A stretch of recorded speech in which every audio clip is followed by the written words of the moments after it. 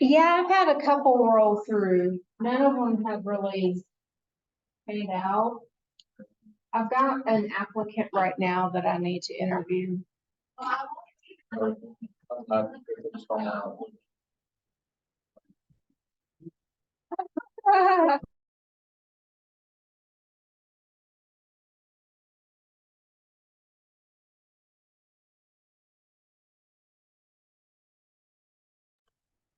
Hello, can all of you hear okay?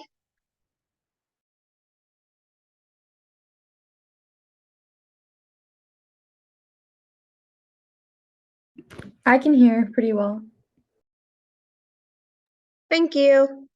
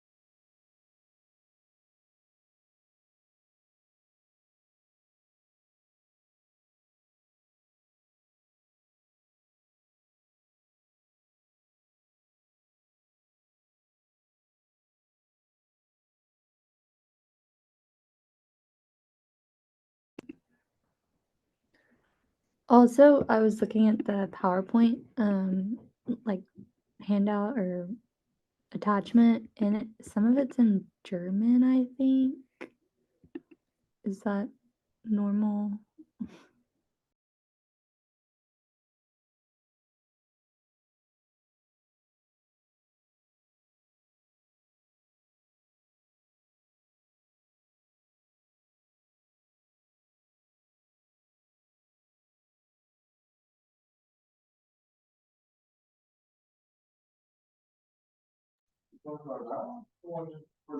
Yeah, I think so.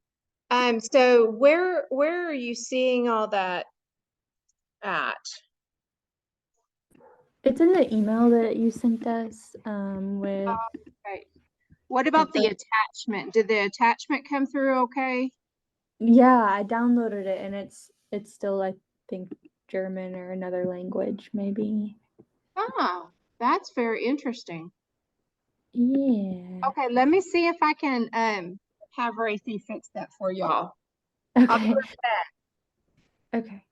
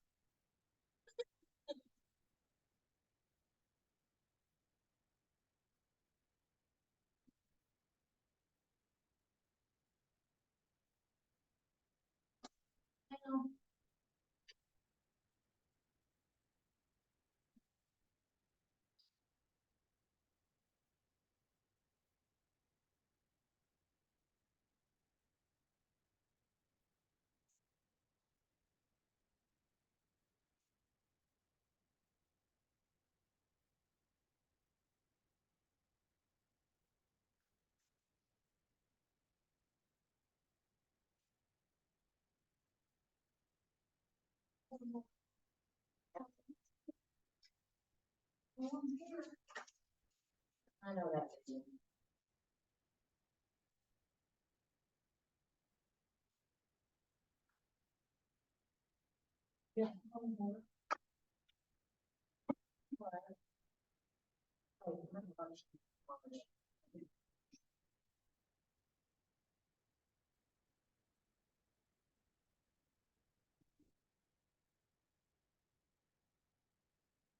Dollars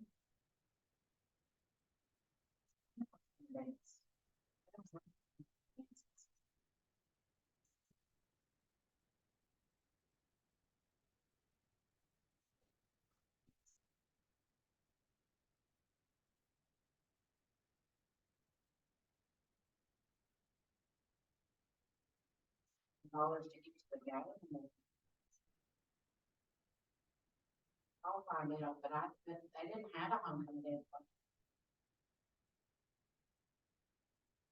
I pitched a bid over it because I'm like, why are we not doing?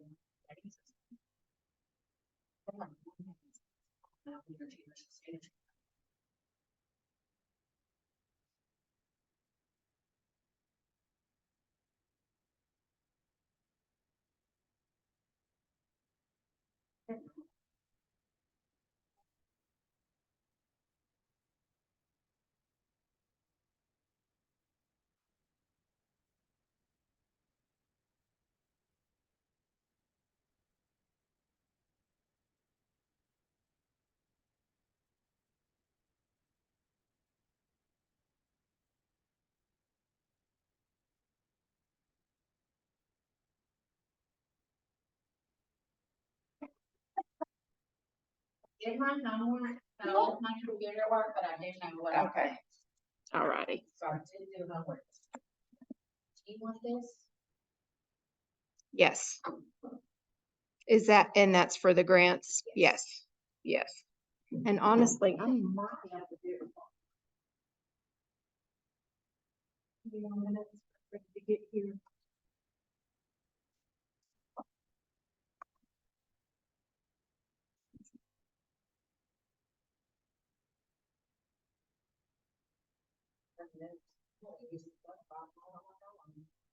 But I mean, what's not really good for it was.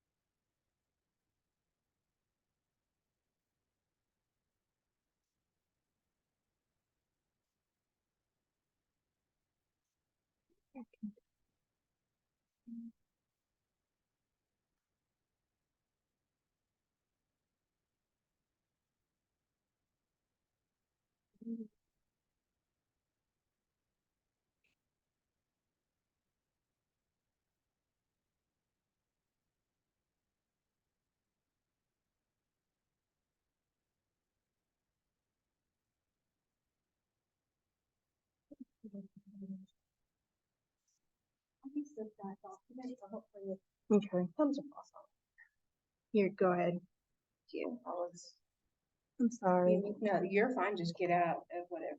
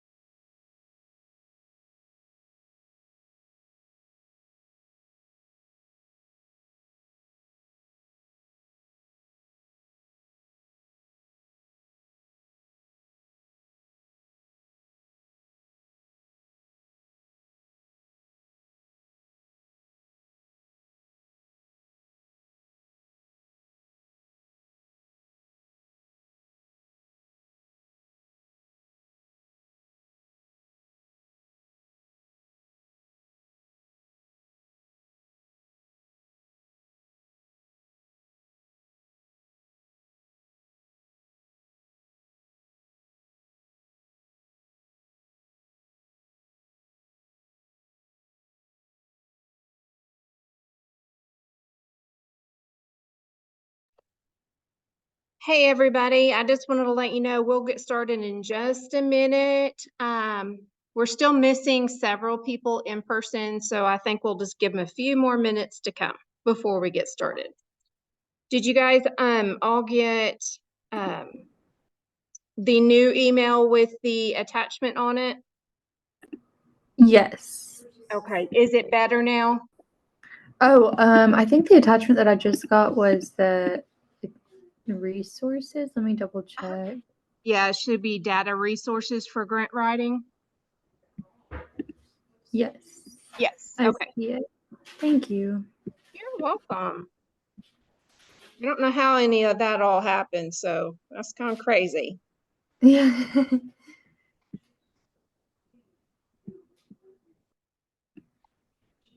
And Jennifer, I also had some trouble with the homework. Is there a time that maybe we could meet to discuss it at some point? Yes, I think I saw an email come through. Was that you? I think so.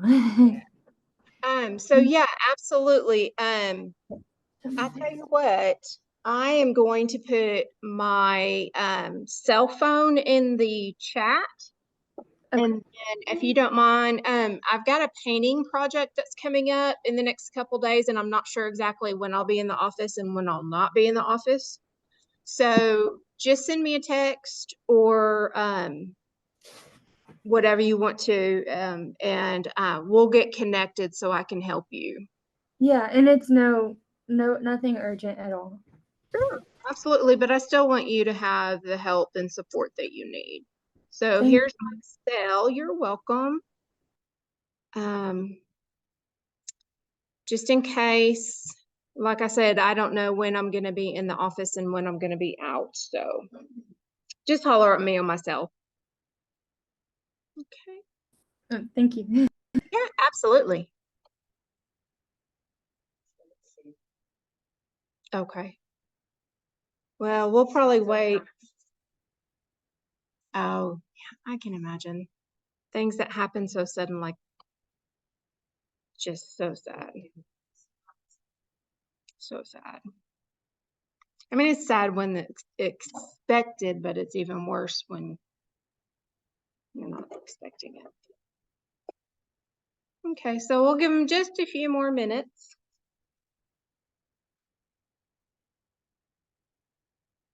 Yeah, because we've got, what, 3 people here tonight? Well, 4. Because one is manning our chat for us tonight until Racy gets back. We have some. Okay.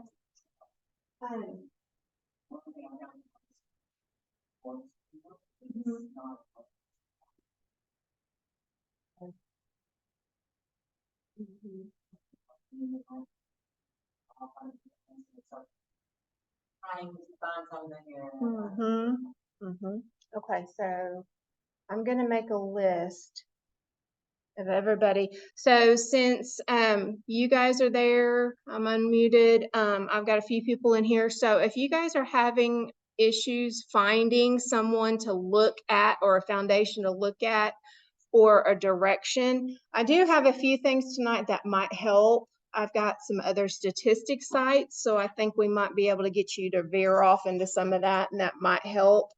But if you'll leave a comment in the chat, then I will make sure and do some research for you guys to see if I can find some.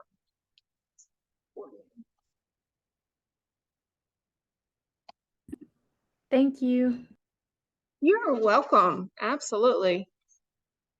All right. Well, I guess we will just kind of start with homework. Since it's going to be a small crowd, I feel really silly standing up here in front of 3 people, but we do have lots on Zoom. So was everybody able to find some type of either foundation or some other avenue of a grant to apply for? All right, tell me about it. Yesterday, there's a lot of fire, like I said, I left my here. The only down, and it's a really great grant, the only downfall is Mm-hmm. so which could be doable with Mhm. them, but I don't think it's Mhm. something we want to split initially. Right. Right. But Mhm. Exactly. That's right. Not different now, but I Mhm. did make. Right. See? Perfect. So, like, That's it might not fit perfect. right Mhm. now, but it might fit. Down the a little road. further. Exactly. Yeah, that's perfect. Saving those for when the time, and you might find it never fits, but that's okay because you've already done that legwork for that specific grant. Now you never have to worry about that again, except for to do updates on it. Anybody else have anything that they want to share, either here in person or in Zoom?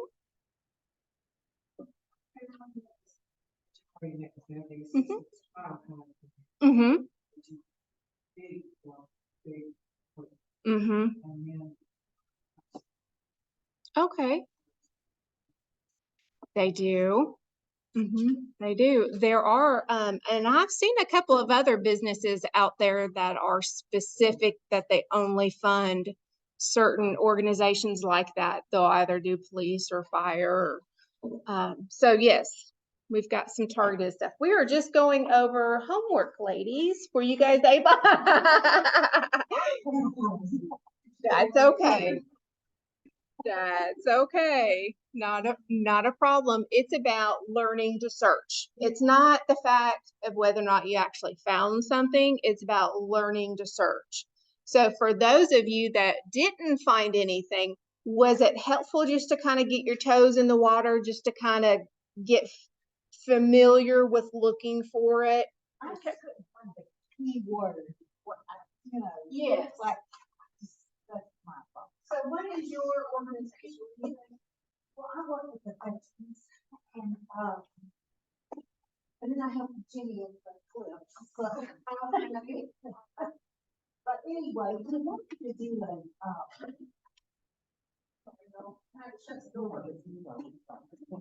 pavilion. Okay. Okay. And so I was gonna look for that, and then they kind of wanted to do like a flagpole and chairs in another place. And so those were two things I was kind of, but I didn't really look for the pavilion. I more so Right. at the flagpole Yes. and the benches, kind of a little seating area. Yeah, and those are some really big things that would be hot topics to any kind of foundation that has any veteran involvement. That would be one of those that's going to pick it up real quick because it's going to be something quick and easy that will last a long time, and they know so those are actually really good things to look for. Even your pavilion, I think, as well too. And you might think, you might be using it for veterans, but for the community as a whole, is it something that they could use?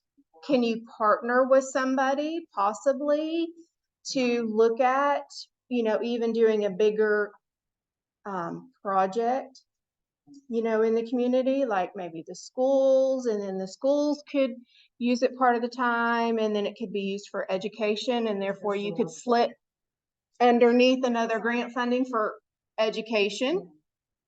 Because we do want to educate on Veterans Day and Memorial Day. What it Exactly.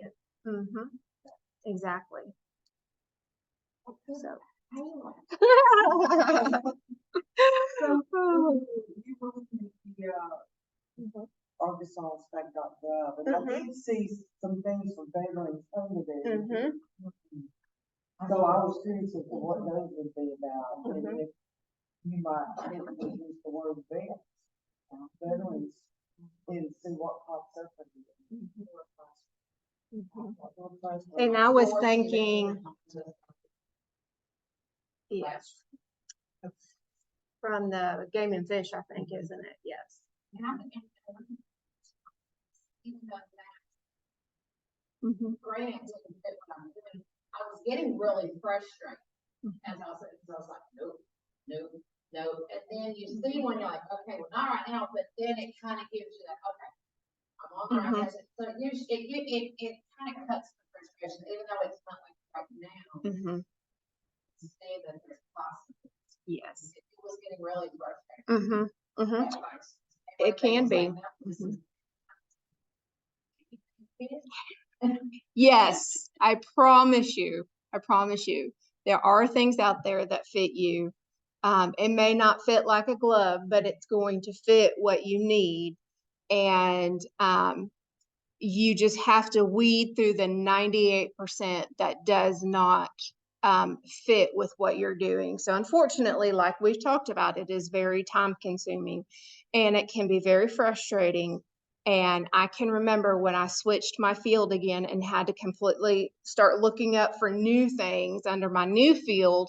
And it was very frustrating because the sources that I was used to being able to use, I couldn't use those anymore. So I had to take it back to kind of my basics and start again looking at it. So it can be frustrating. There will probably be days when you do sacrifice your time that you get, you know, slim to nothing, honestly, on days.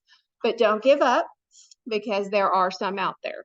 Okay, so we are going to, I'm going to try to use this. I don't know if this is even a order. I don't know. Oh, hold on, guys. Oh, no. Help. It's coming. This one's too me. We got a couple hours, don't we? We can knock out a couple episodes. I'm sorry. I was like, is this the pointer thing? And then I hit the wrong button.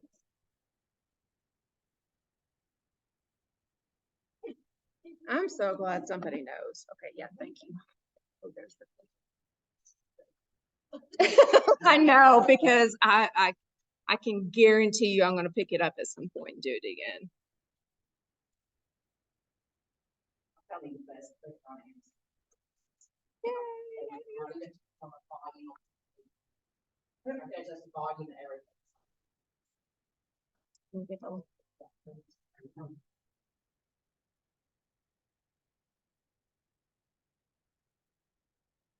Okay, so I remember, I think we got through all of this. That's what I thought.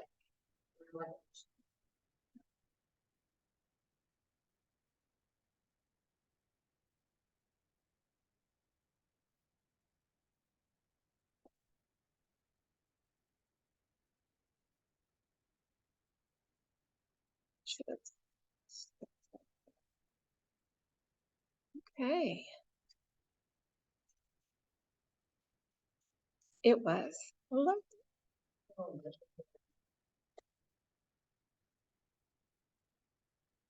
That just shows our age. We need to stop.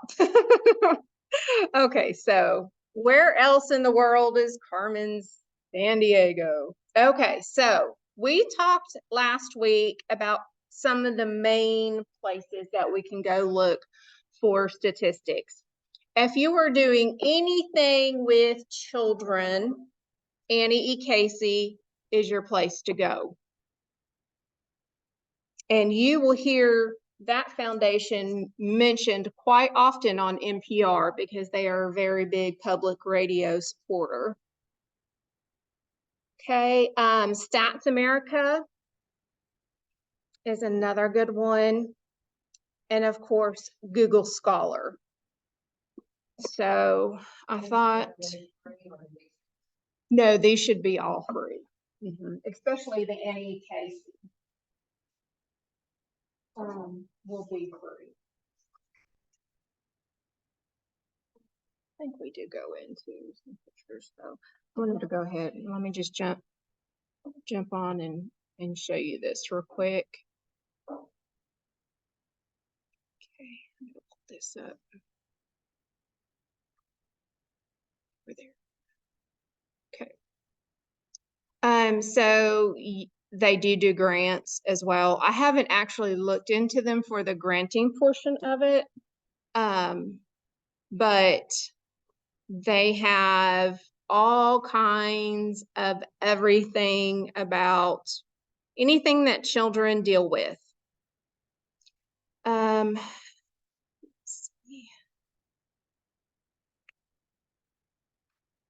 Okay, and so there's going to be lots of resources underneath all those topics.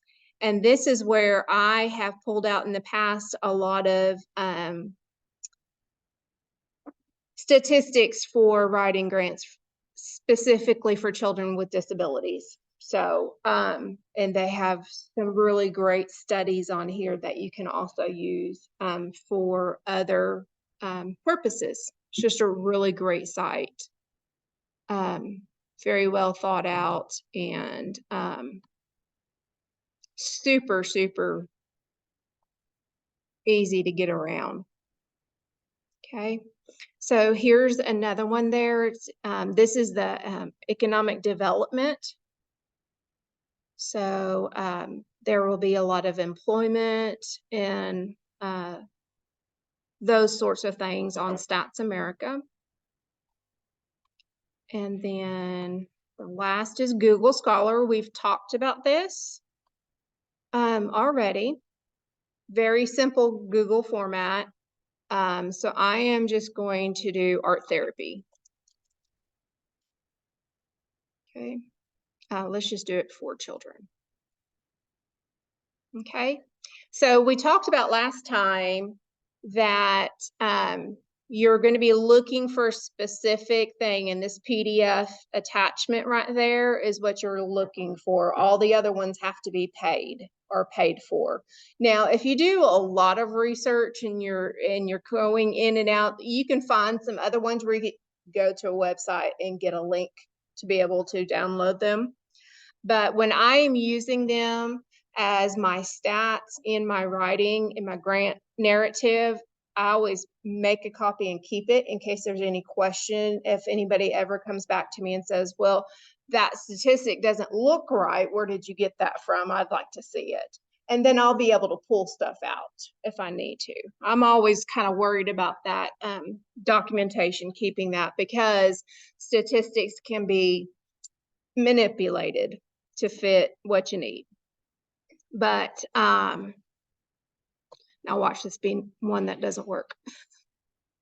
Nah, this one's actually coming up. So they'll just pull up as a PDF and then you can print them off or save them. Ooh, this one looks like it's going to have lots of good data in it. And don't forget that when you're reading through some of these reports or any other report or anything similar, when you're going through and they use some really good statistics, then go to their appendix or however they do and find out where they got it and go get that report for yourself if you can, if it's free. And then I always try to go back to their original commenter about it and then use them if I find them in something like this. I try to go back to their original works if I can. Okay. So another great site, Google Scholar. Okay. And you have to actually, I think you have to type this one in. You have to type in Google Scholar for it to pull up, because I do not believe it's on the Google menu. Okay. Oh, wrong one. Yeah, no, that's the right one. No, that's the wrong one. That's the right one. Goodness gracious, Jennifer.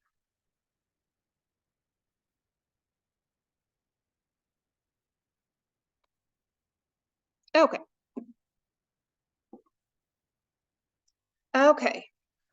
Didn't we just do those? Okay, maybe not. Okay, so here's the whatnot of using percentages and any kind of numbering in your grants. Make sure that you round your numbers. It is a lot clearer than seeing a point, because you're already going to have your percent sign. Most of the time it'll be a percent. But round up, it's just easier on the read. Okay. Relate the numbers to your audience. How is that audience going to be reading that fact? So make sure that when they read it, it reads to them and you're not trying to talk to somebody else from within that. Okay. And make sure that you do the math. Because remember, statistics can be manipulated, so sometimes they don't come up to 10 or 100. They might come up to 101, and it's because somebody somewhere has rounded. Okay, so make sure that your 75 and your 25 meets 100. So just make sure that they all match up. Okay. Help the reader interpret your data. So just make sure that it's definitely reader friendly. Okay. Okay. Make sure that it reads right. Put the data in concrete terms. Okay. It's easier for the reader to conceptualize this. So put it in terms that they're going to understand it. So if you're writing a grant for a playground, you don't want to use any kind of other statistic that talks about, let's say, an adult playground or something for adults, because that reader is going to be looking about how this grant works with children and does that sort of work. So just make sure that there's no wishy-washiness to it. It's this or it's this, okay?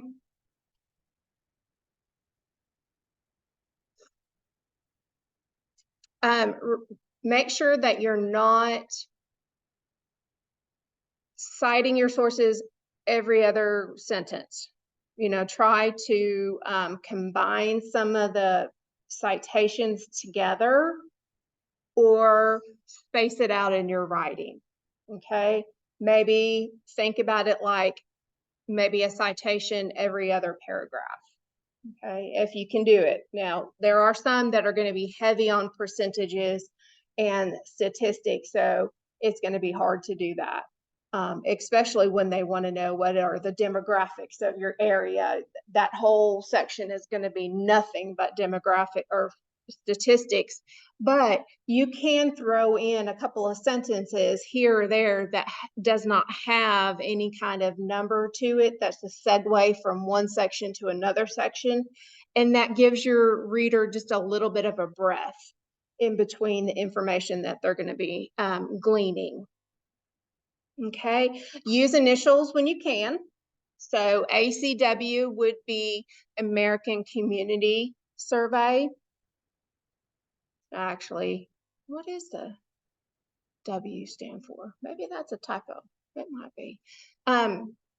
So do it just like you do acronyms. So I'm going to use it once in my opening paragraph, and then any other time I want to cite that same source, then I'm just going to use an acronym for it.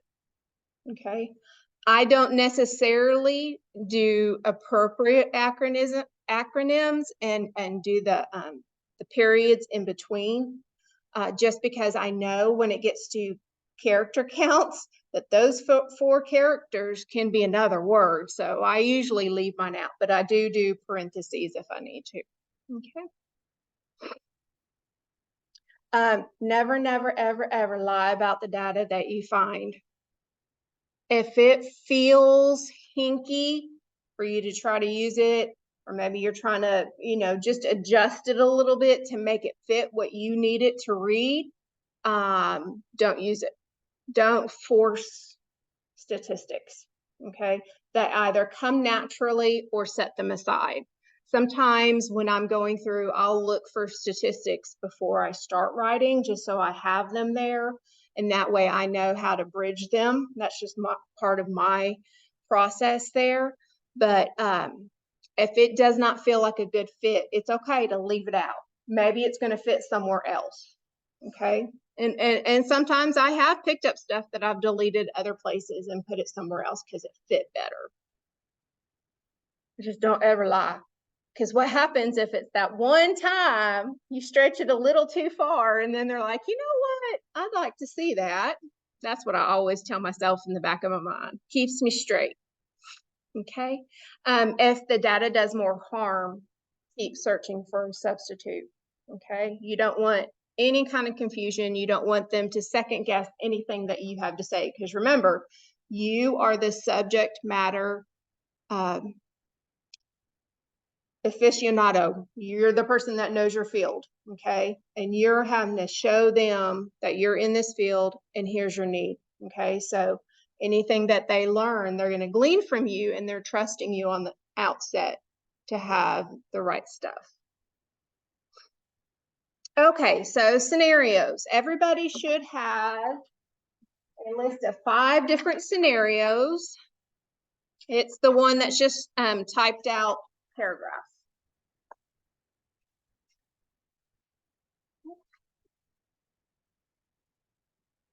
If you guys don't have it, I can also pull it up. Yeah. This one? Yep. Now more than ever. Thank you. That's helpful.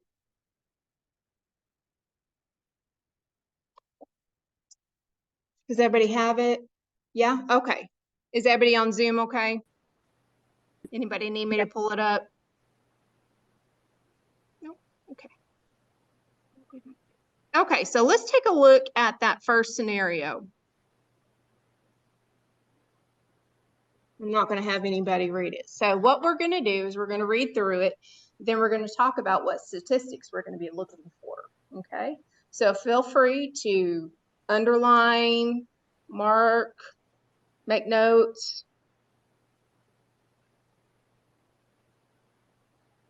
Oh, well, I guess I did put it up there, didn't I?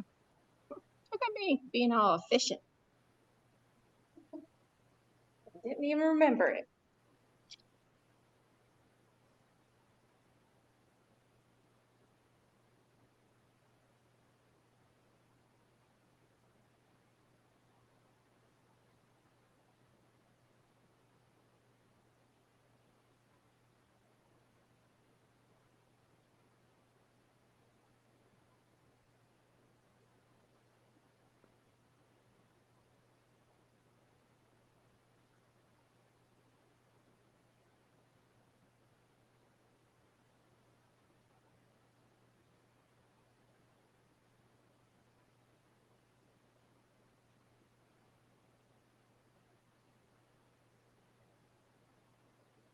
Okay, I think everybody's had a little bit of time. So what do you guys think? What kind of statistics are we going to be looking for?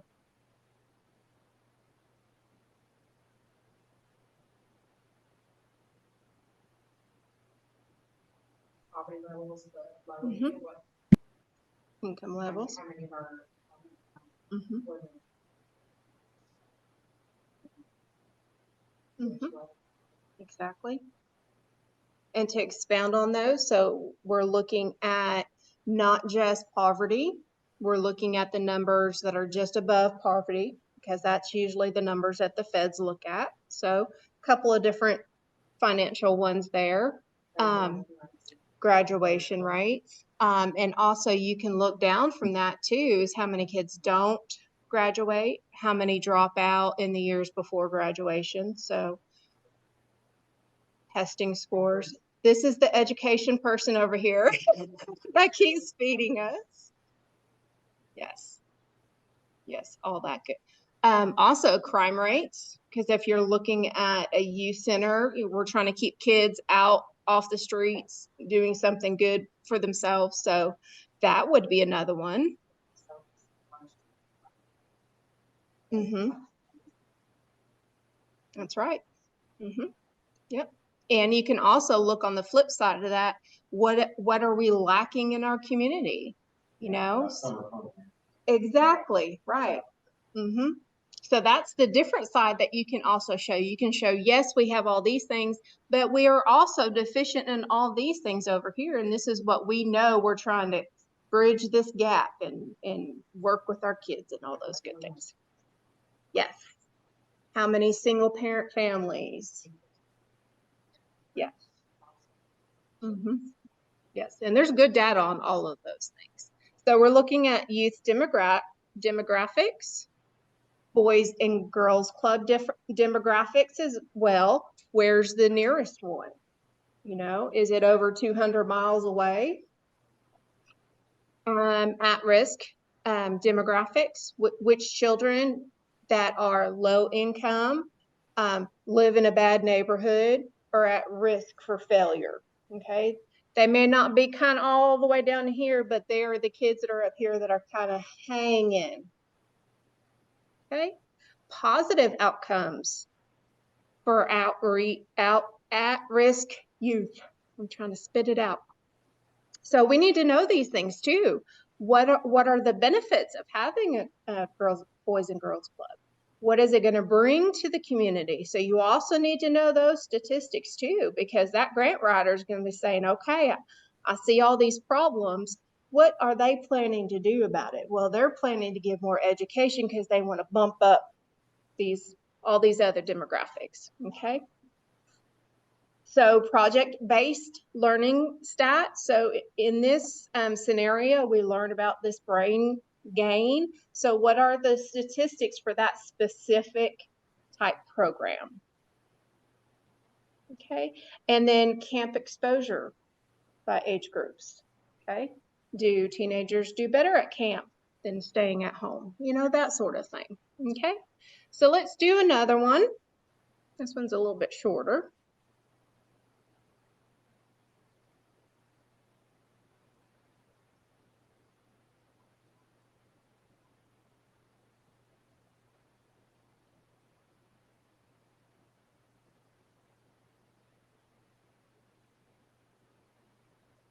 Okay, what you guys think?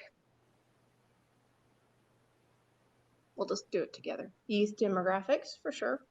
And my list is definitely not all inclusive. I for sure could miss something. So offense prevention. There's lots of prevention stats out there these days.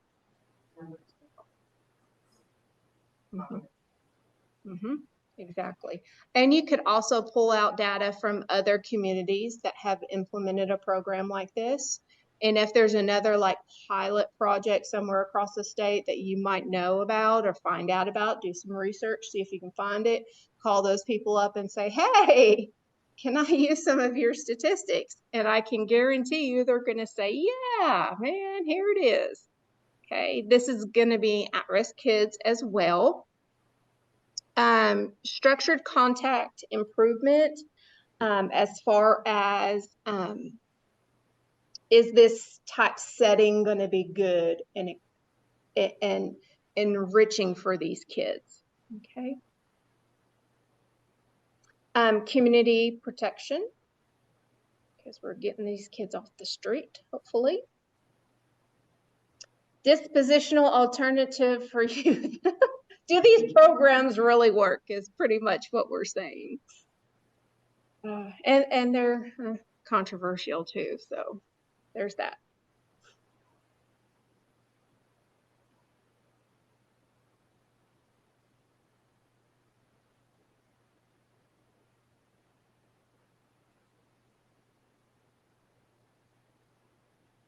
I really like this project. Really cool, isn't it? Yeah. Okay, so yeah. All of the things. And I like that they're using the students to be a part of that and learning. Okay. So student population. Okay. What are the demographics of the kids that are going to be, or youth that are going to be in this project working on this? Okay. So what are our statistics about oral histories? Do they live in an area or a state that has not done a lot of oral histories before? So this is something new. Okay. Salem event stats. So what are the statistics surrounding the event? Benefits to saving information. You know, that's, you know, really big in heritage, is that making sure that information and other things are available for future generations. So there's going to be statistics on that. Okay, is there anything out there about having youth involved in a program like this? Can you find anything out there that would actually support you know, really divinely support of your project. Mhm.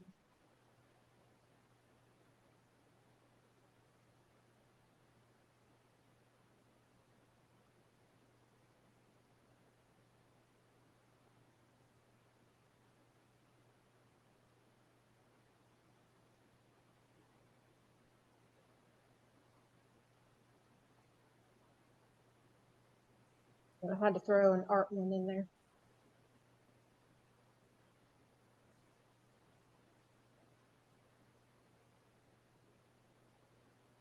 A lot in this one.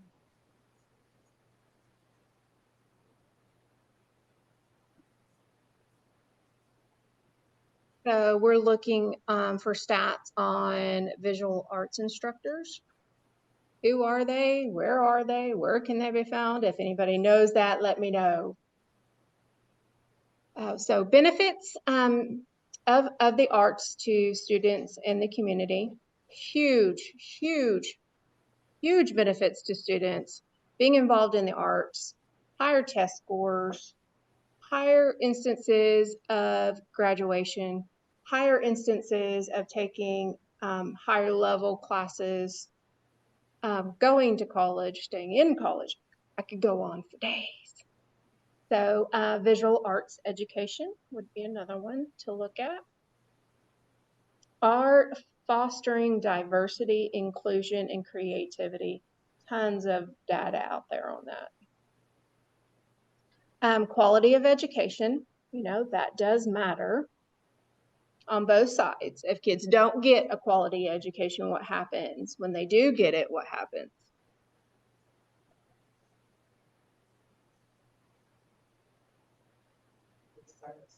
Exactly. You gotta have that data on hand. And you'll be able to pull something out of that looking at your racial demographics for your community. And sometimes the schools put out data. It's not easy to find it. I've looked for it. It's not easy to find it. But if your school system probably does collect that kind of data to turn into the state, that you should have some type of access to it. It is, but it's a little, It's hard to find, but it's. yes, there. it is there, yes. And I have, It's like hidden behind stuff, Yeah. but it's there. it is. It's like the whole site map on websites. You have to look to find it or look to find the corporate foundation on a page. So. Okay, so here's some stats from Arkansas. 25% of children under the age of 18 lives in poverty. That's a very sad number statewide. Okay, 15% of Hempstead County has a bachelor's degree or higher. That is also a sad statistic, especially when we have community college. 9% of Hempstead County is without health insurance. Even today, this statistic was probably 2 or 3 years old last year. So probably need to look that one up again. 69% of Hempstead County residents work for a private company.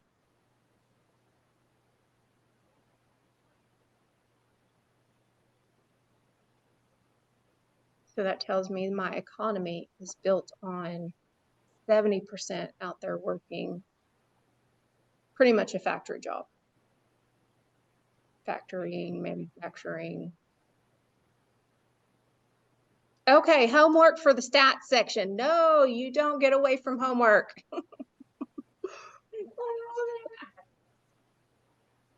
Oh, tell me. Tell me.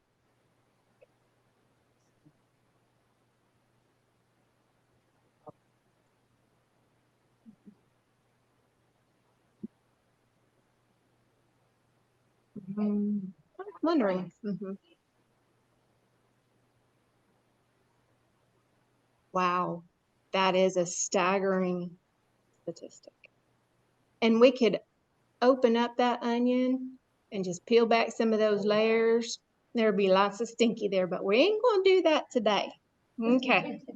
So for homework for statistic, okay, so I want you to go to one of these statistic sites. And I've got some more that we're going to talk about here in a minute, but we'll go ahead and do homework.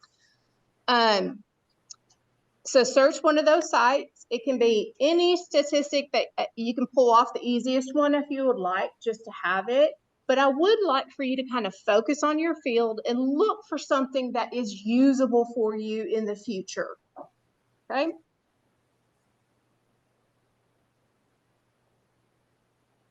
Make sure that it's a good fit for you and for what you would be writing for. Look at the data sources for grant writing worksheet. But it does have a whole slew of other places that you can look for statistics. I didn't get this one put up in the PowerPoint. So FedStats, that's your normal,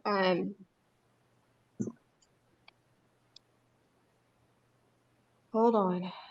That is your agency data, your FedStats. So that's coming out of all the different departments, the federal departments, okay? The Census Bureau comes from the 10-year census.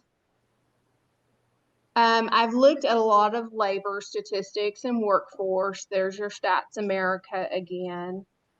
The National Low Income Housing Coalition would probably be a good one for some of y'all there. Of course, the Department of Education is another one that is very hard to filter through for data.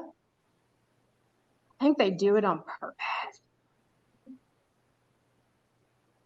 I think they do. I think they don't want us to find their info. Yeah, absolutely. I have 100%. Okay, so there's some other sites here that you can see some of the other universities have done. Children and Youth, Department of Justice, there's STEM there for National Science Foundation. So there's a whole slew of other opportunities to find specific data. Okay. There's a world of data out there. We just have to find it. Yeah, absolutely. So next, everybody good with that? Do we have any questions on that before I railroad us into moving on? Good. Okay. So next, is there? Okay. Let me look.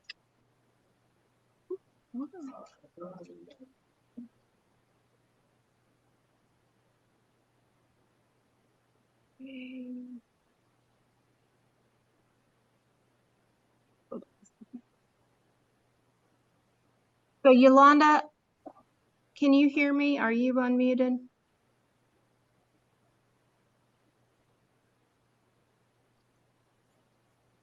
Okay, so it's the one that Racy sent out earlier today.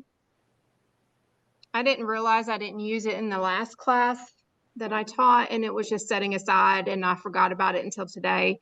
So if you'll check your email and make sure that you've got that.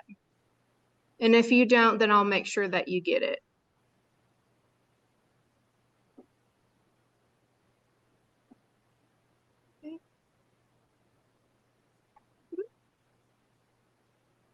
Okay.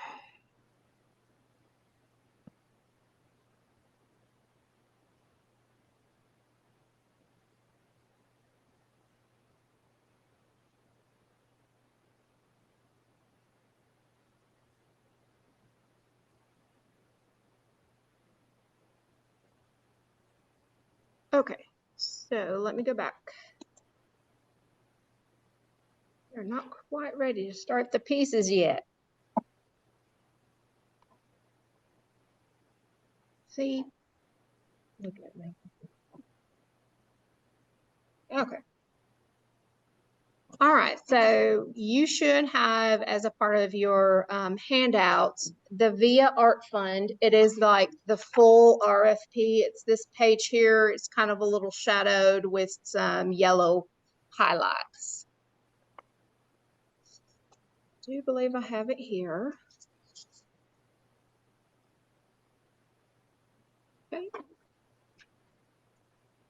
So what I did is I just pretended, well, I didn't pretend. This is one of the ones that are actually for me now as an arts organization. I missed the deadline last year, so was not able to get it in. So we'll be doing probably the spring of next year.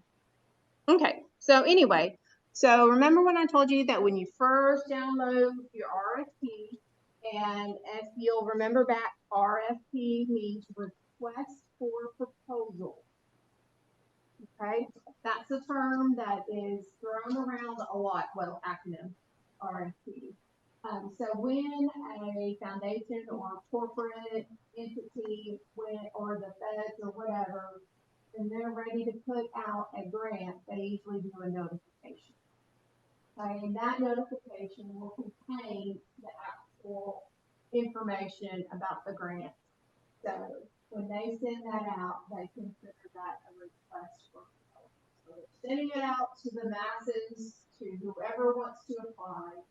So that's our notification that we're sending out. A lot of the private foundations don't do that. It's mainly more of a state and federal thing. Every once in a while, some of the big foundations will send out notification that their grant funding is coming up. Okay, so remember the first thing that we do when we first get our brand new RFP is we're going to go through and highlight everything that's important. Okay, we're looking at due dates, we're looking at focus areas, all of those things. I just find it so much easier just to sit down, set my phone aside, put all those things out of my mind when I'm going to sit down with my highlighter, because I am ADHD, I am ADD, and I can't remember anything unless I have a piece of paper telling me what to do. So when I go through here, I make sure I'm extremely meticulous, because when I get in the throes of writing, or when I'm getting towards being done, I'm not going to be able to concentrate on all this writing. So I need a shortened outline of what my expectations are. So when I get to finishing a grant, what I'm going to do is I'm going to go through and mark off my highlights and make sure that I've covered every area, especially when I'm writing. If there are different questions that might be asked at a certain time, I will make sure to highlight all of those, because I want to make sure that every section has the required elements that I need for each section. And that also helps me to outline my writing. So, as you can see there, on the first page, we hit up for how much we're going to be looking at applying for. 25,000 to 100,000. Although you can go lower than 25 grand if you want to. Oh, that's just, yeah. And so, of course, you see they line out all of their due dates, and this is really good because mine is now old. I've got to go on and update my new one for their new dates, okay? But that also gives me a hint of when to look for it in the future, okay? So I keep them just for that. There is very helpful. Okay, so on the second page, you can see there that I noted a couple of things in the bullet points. The project must have a confirmed exhibition venue. So I have to make sure that I have my ducks in a row and I have all those details planned out. And then this one, previous grantees must wait 3 full years from their last grant award to reapply. So this is one of those that's a little bit different. Instead of the customary 2 years, they do 3 years. And I did apply for this one and got turned down. I think it's because I asked for less than 25 grand.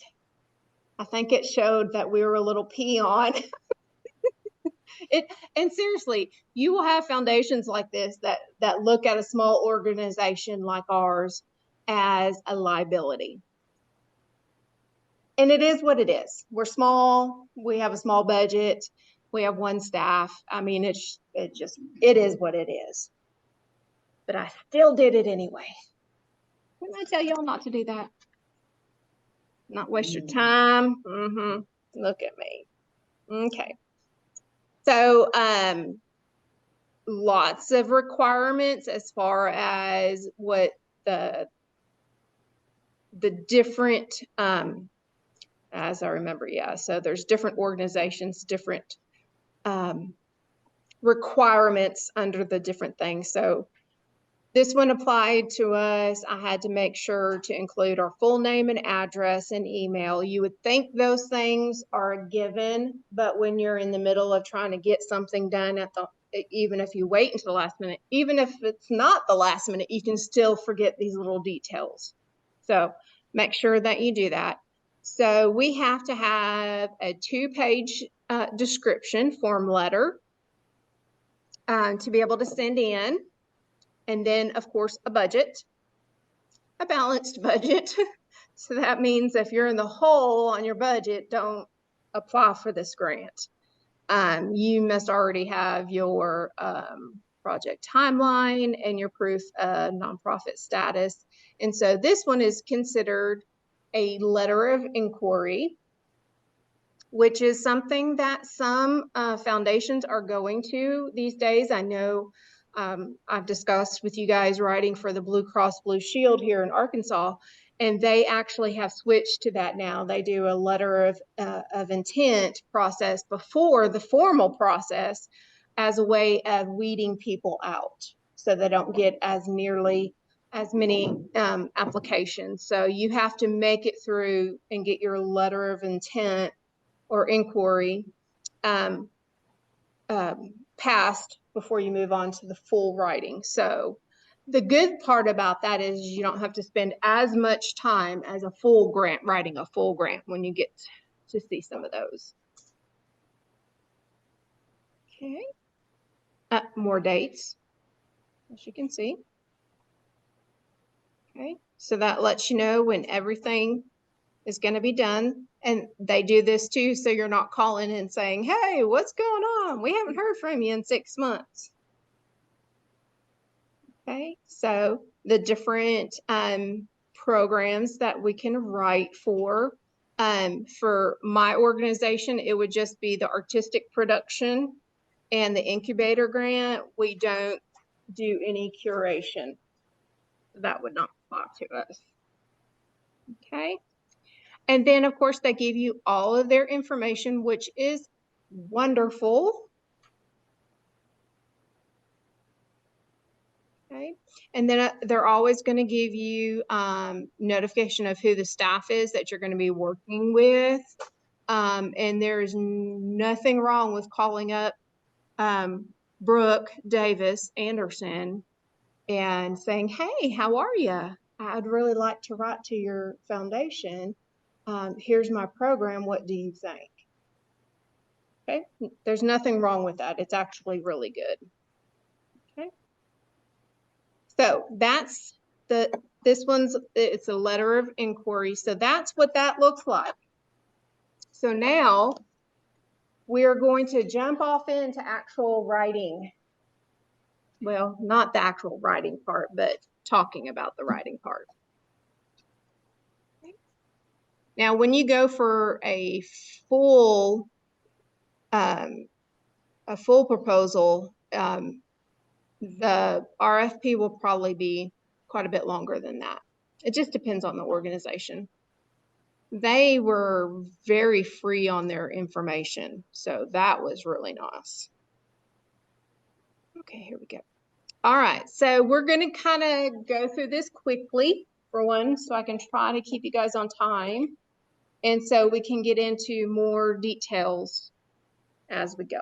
Okay, so let's talk about the executive summary, AKA the abstract, or the abstract, also known as executive summary. For the majority of grant writers, you'll see this every once in a while, okay? A lot of the foundations don't want to have to fool with another piece to have to judge. The abstract is really a state or federal thing, okay? And I'll tell you why, is because they're going to take the snippet that you write in the abstract or the executive summary. They can be used interchangeably. And they're going to take the snippet that you write and you put in there, and they're going to copy and paste that onto their website. That's it. That's the only reason for the abstract. Okay.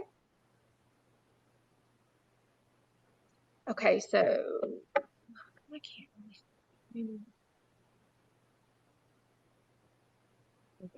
So it's used in state and federal grants and professional papers. If you're not familiar with writing a college paper for a, what is it? Thank you, thesis. And I had to write one, you would think. Thank God I remember. No, I put that out of my mind. Yeah. Okay, so that is also the first part of a, let's see, I know I did my stuff. Oh, it's up there. We'll get down here. Okay. Okay, so the length is usually about a paragraph, not a full page. They can ask you for what's the purpose of your project, the need being addressed, or the problem being solved. Just depends sometimes. Expected outcomes of the project and how they will be achieved. And how will the project be a success? Or how is it going to be assessed or verified? Okay, so we're talking about our outcomes, our measures, our goals, and how are we going to measure all that? Okay. It's essentially a synopsis of your grant, so they can copy and paste it and put it on their website. So why is the project important and who's the organization?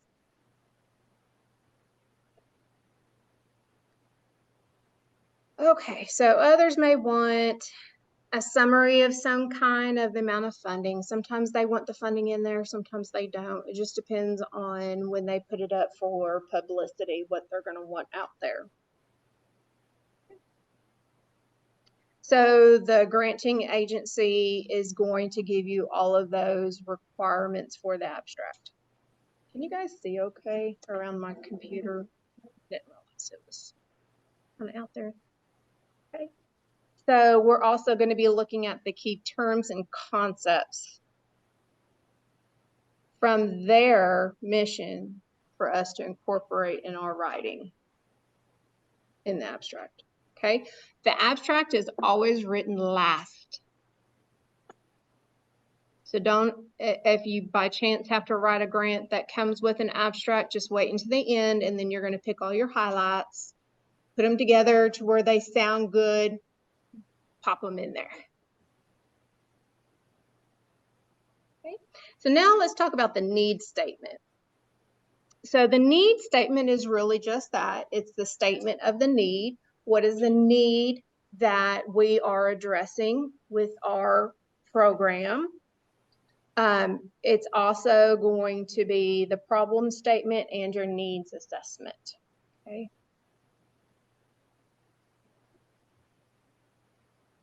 The needs statement says the project is important because it is responding to a gap in resources, knowledge, or opportunity that really needs to be filled. And all of those things that you're thinking about in your head right now is what goes in your needs statement. Okay, this is a great way of stating this. And I heard it, I think it was my husband said it to me the other day. it's like telling me, like, because I'm sitting here looking at Kayla. So I'm like, okay, so tell me you're a teacher without telling me you're a teacher.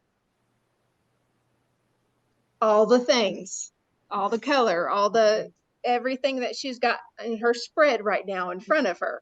Exactly. So that grant narrative is exactly that. So tell me you have a problem without telling me you have a problem, and then tell me you have a solution without telling me the solution.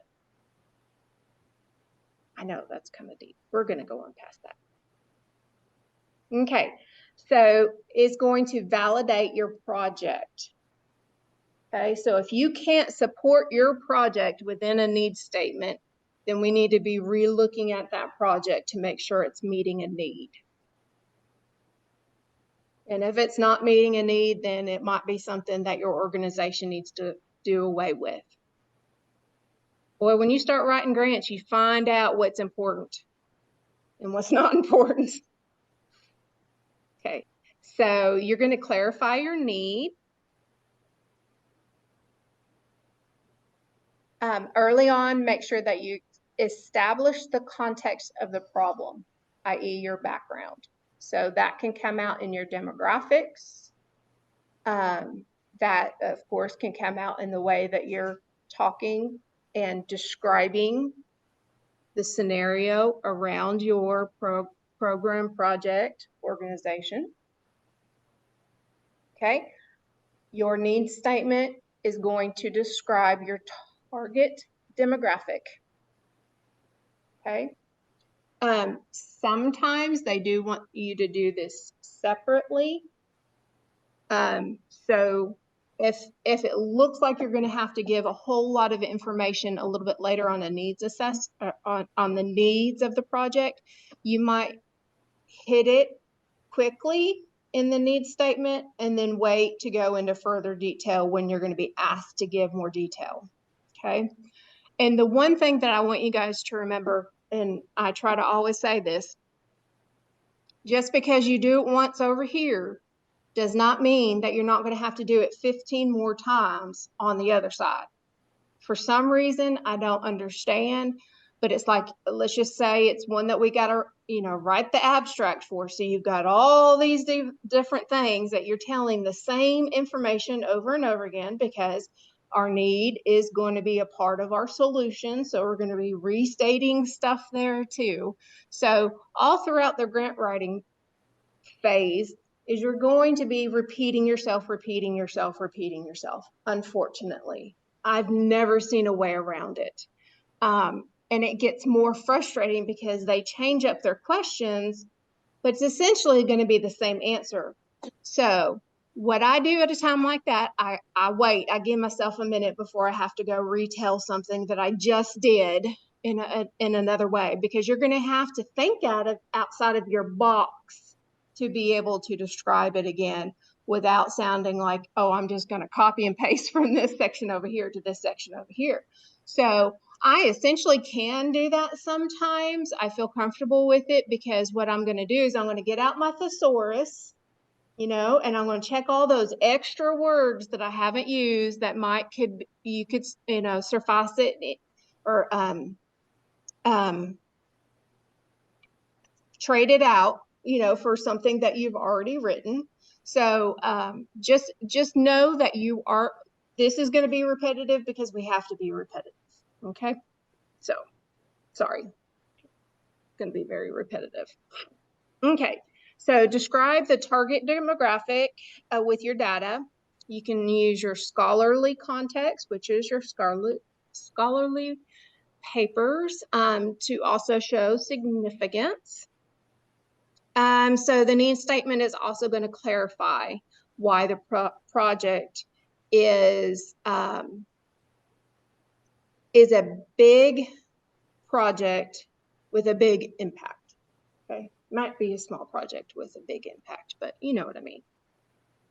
Oh, I'm sorry, Kayla. I didn't realize. Anytime you need me to slow down, tell me slow down. Okay.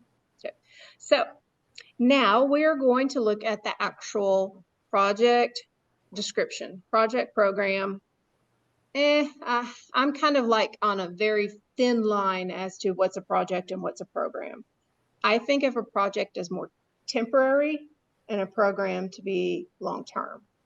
I don't know that anybody else would make that designation. Maybe it's just because I've been around it for so long. So just make sure that if the funder is calling it a project and you're okay with calling it a project, just call it a project. If they call it a program, you're okay with that, roll with it, okay? Because anything that you can tie back to their original phrases and terminology will be good, okay? So the project description is also known as the project narrative. Can be project goals and objectives, your methodology, your strategy, and your tactics. All of those things rolled into one. Okay, this is going to be the bulk of your writing, is going to be your program description. Okay, it will be worth the most points. I'm going to say it's probably going to be anywhere from like 40 to 60% of your total score. Okay. Okay, so it's going to answer how can the organization be sure that the project will be productively respond to the need or the problems identified. Okay, so you're going to have to show your correlation between the need and your project. Okay, and how is that meeting the need? How is your project over here serving this need here? So don't give a bunch of statistics or demographics over here that really don't have anything to do with your program. So make sure those are matched up good, because all of that data that you've captured is going to be slid in here through all of this. Okay, so just make sure that you've pulled your right demographics to show justification that you're actually working on the project and how the people in your project are going to benefit from it. Okay, so in the goals and objectives, what are the goals, of course, of the project? What will the project's outcomes be? Okay, they must be SMART, specific, measurable, achievable, realistic, and timely. Okay, if you guys have not read much about SMART goals, just get on YouTube, watch a video for SMART goals. Okay, the training that I went through years ago on this, when it first became a thing, completely changed how I looked at my grant writing. Okay, so it's really important that you use this process because it's going to get you higher marks. Okay, because if you follow that process, you're going to have all the elements in there that you're going to need. Okay. Cheat sheets. Yes, please.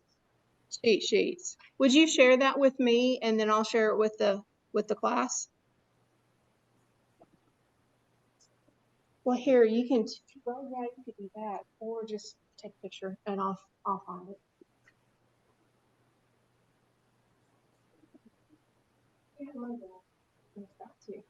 No, good old internet. So SMART goals, absolutely SMART goals. From this moment forward, this is all you're going to use, SMART goals. Okay.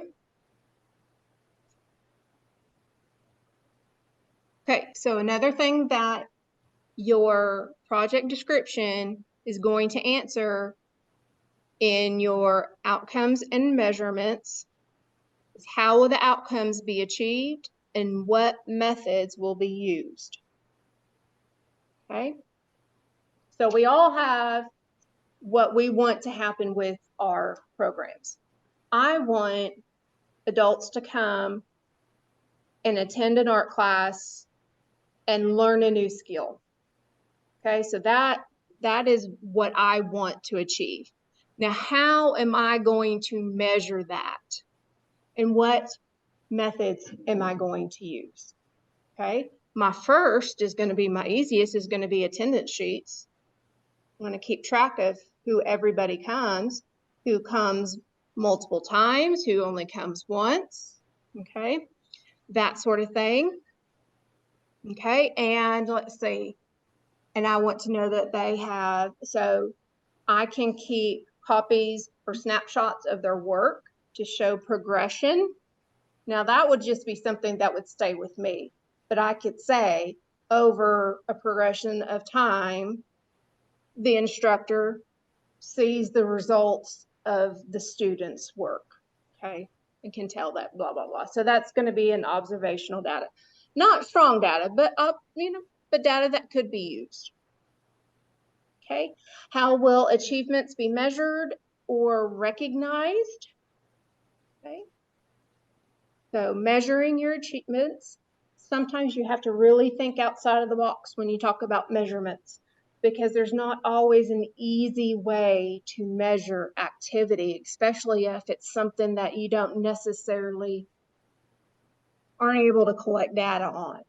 Okay, so sometimes it just requires you to think outside of the box. And for me, people gaining an art skill or increasing their mental health because of art is hard. That's one of those things that's it's got to be observed or reported on by the individual. Absolutely. Absolutely. You can use them as an example too, like full on paragraph, quotation marks. Like, let's just say they say that I felt this, blah, blah, blah, blah. You can use their statement. You can use copies of their work as well to show progression. Okay, what will your timeline be? Okay, I know this seems silly, but always have a timeline.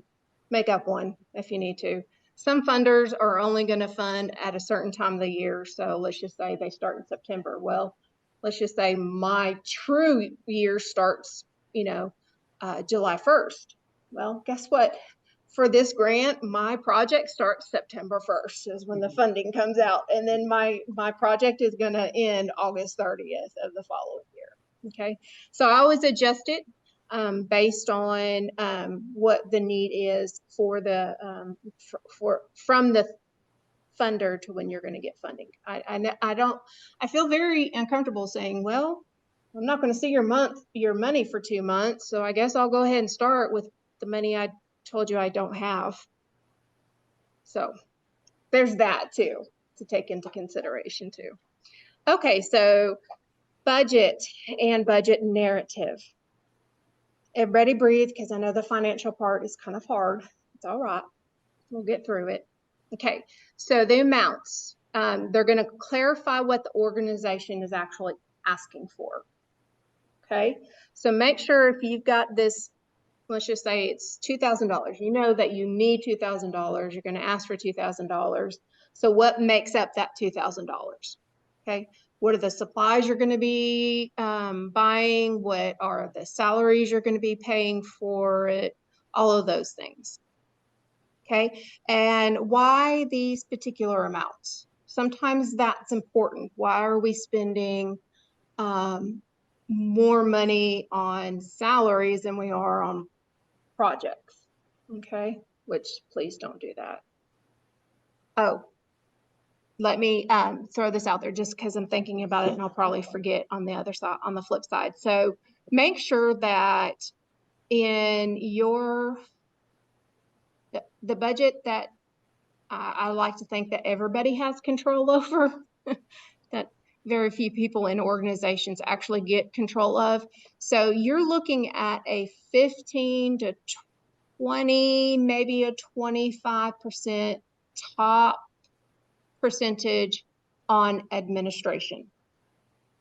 Okay, do not show more than that in administration if you can. Now, if your organization spends more on administration than what they do on their programs, there's nothing you can do about it. The only thing I could say is maybe pull out and do just a project budget instead of an overall budget, and that might help a little bit. But I would be very careful and make sure that you do not go too high on your administration part of your budget. Okay, so we're going to be using tables and figures. Hello. Need to be just a little bit more comfortable with that. A lot of them you can fill in these days, and it's not as cumbersome as it used to be. Each amount should always be labeled, always. And I have made mistakes like that before. And I got dinged on it, and of course my score was lower. Not that I didn't get the grant, but it was a stupid mistake. And I'd much rather have one little itty bitty stupid mistake like that than make a mistake somewhere else that's going to cost me double now. You see what I'm saying? So don't give yourself, try not to have those silly mistakes, the ones that you can double check and look over, and save those mistakes for the body of your writing. I'd much rather have a 5-point ding in the middle of my writing than getting a 5-point ding on my budget, which is going to bring the overall average down. So double check, double check, double check.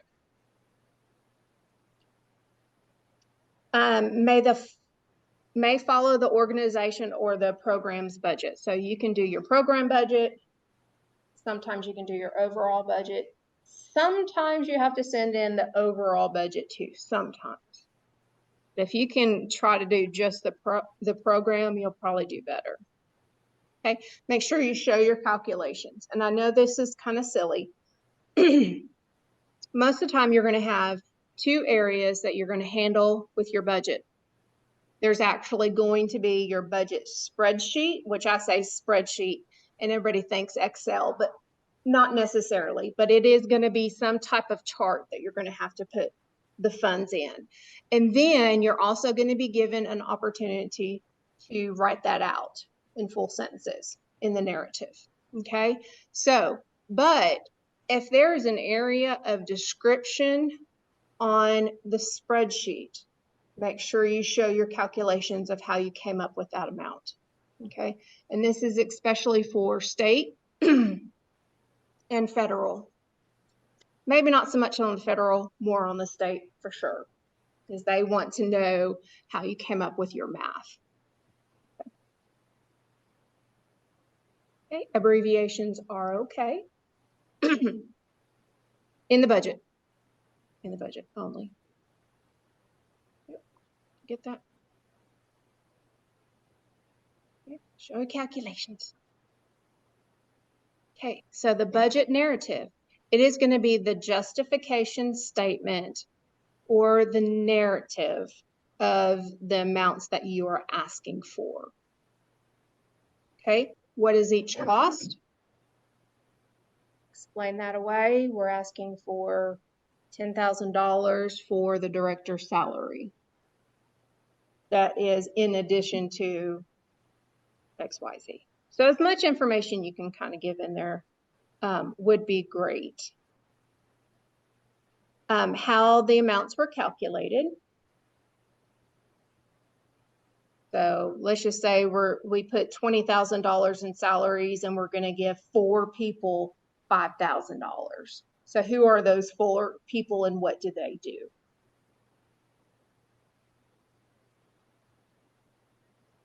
Okay, why each cost, material, or equipment is valid, reasonable, and important to the project. Okay, everybody knows that you're going to have some kind of supply to finish your project. Okay, so we just need to know what those things are. Okay, make sure that you be careful of your jargon, because just because I call something a Rolodex doesn't mean that everybody knows what a Rolodex is. Ask a millennial. I'm not a millennial, thank goodness, but ask them what a Rolodex is. They're probably going to look at you pretty strange. So just make sure that if you need something for your, and I know you guys are super specialized fields in here, so just make sure you explain that away, what it might be, okay? Okay, so here's some of the other pieces that you might find in a grant RFP, okay? Some other requirements. So a cover letter. Not so common these days, but every once in a while you'll find one. Sometimes grant proposals are preceded by the cover letter. You know, it'll introduce your organization. It's like a resume letter, essentially. Tell them who you are, blah, blah, blah. Yet again, giving more information, the same information.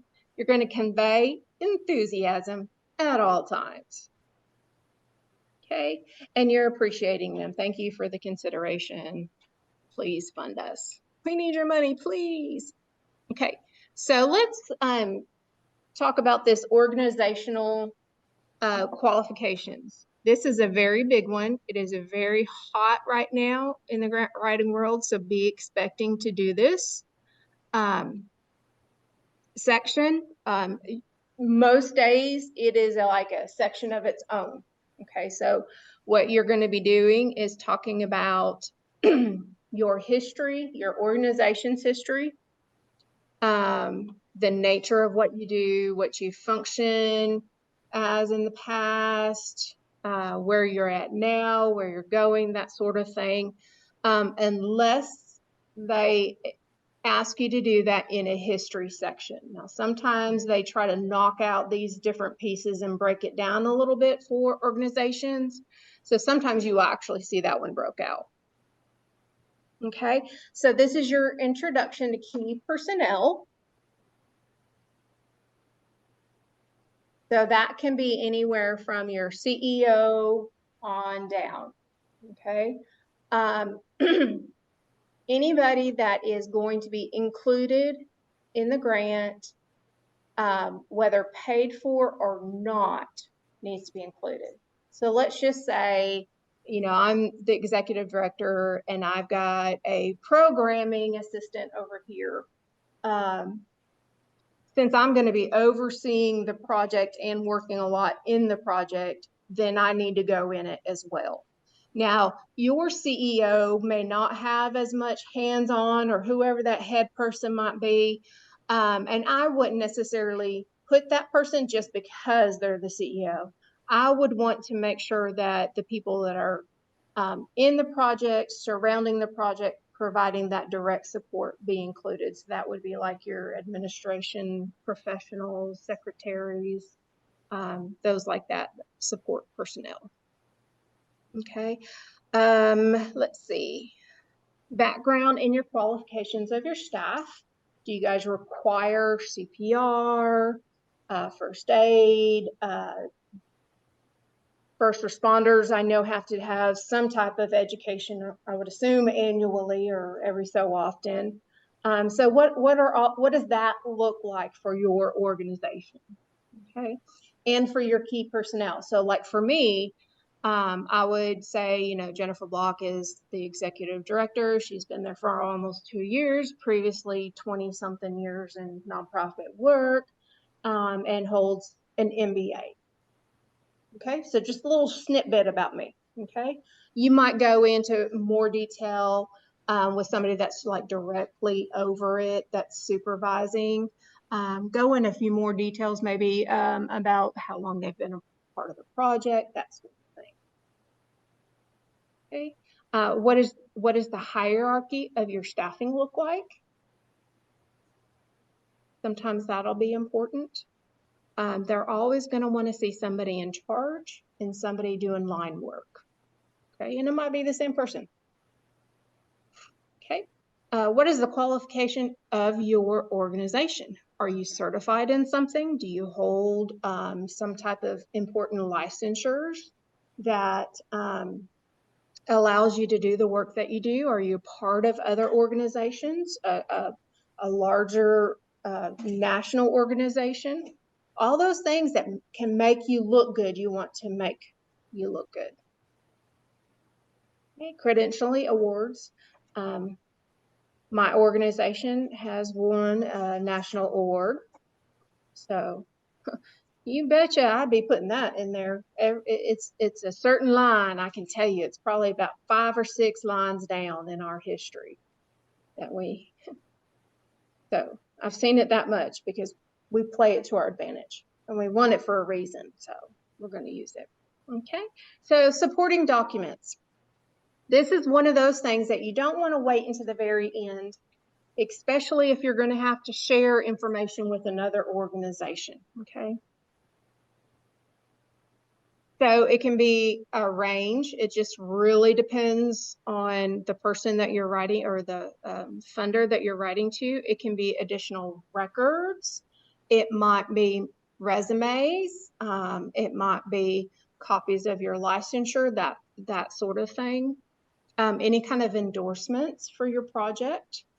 It's always good to have your endorsements up ahead of time.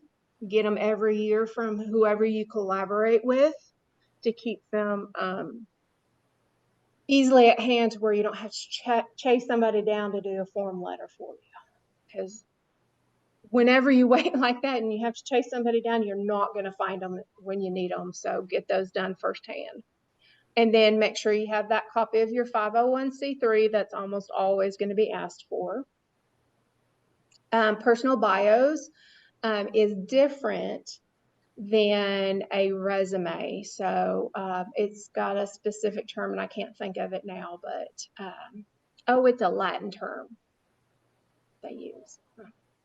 Not going to even try to butcher it, but so sometimes they do want like more of a narrative about the people. Resumes, letters of support is a little bit different than an endorsement. Okay, so usually letters of support are going to be more program specific. So they'll be supporting the program and not necessarily supporting your organization, which, you know, kind of goes hand in hand. Brochures, sometimes they do want brochures. I've had them ask for like a snapshot of our website. And one time we had to do a, multiple times we've had to do not plan, reviews. Yeah, you know, the big thing that they put on at the end of the year. No, it's where you talk about all your activities that you've done through the year. An annual report. Annual report, yeah, because you talk about your finances and all your outcomes essentially. So they can ask for anything. They'll ask for anything.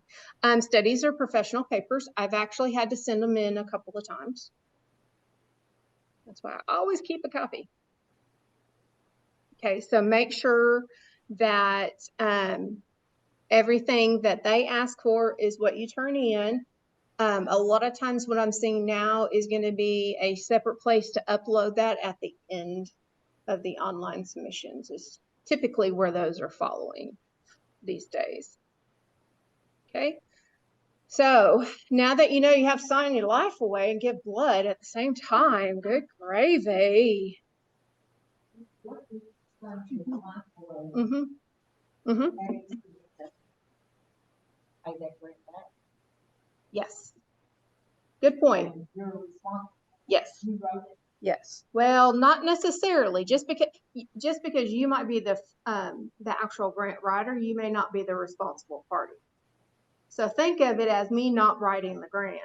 So I would be the responsible party for the program, not necessarily if somebody else wrote it for me.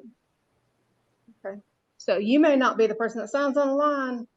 Whoever signs on the line and accepts the money is on the hook for, and things happen. Absolutely. They absolutely do. So that's when you pick up the phone and call your funder and say, look, we've had XYZ happen. I am so sorry. What can we do? Do you want us to send the money back?